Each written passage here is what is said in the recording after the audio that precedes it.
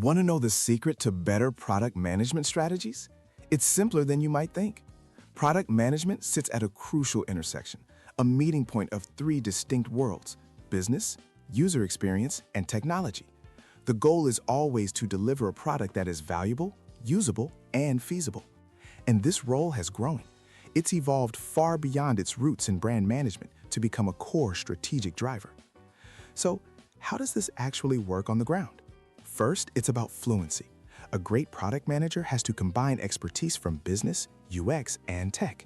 Second, they act as the essential bridge, understanding and communicating effectively across all of these different domains. You have to speak everyone's language.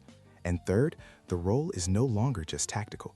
It's a strategic function that directly shapes and influences corporate strategy from the inside out. Let's make this real. Picture a product pivot. The PM doesn't just make a call. They gather crucial insights directly from customer feedback and use that data to reorient the entire development team. They guide them toward features that truly serve the user's most pressing needs. At the end of the day, successful product management is all about aligning business goals with customer needs, driven by a clear strategic vision and a strong cross-functional influence. Use this framework with your team this week. See what changes, and save this for later.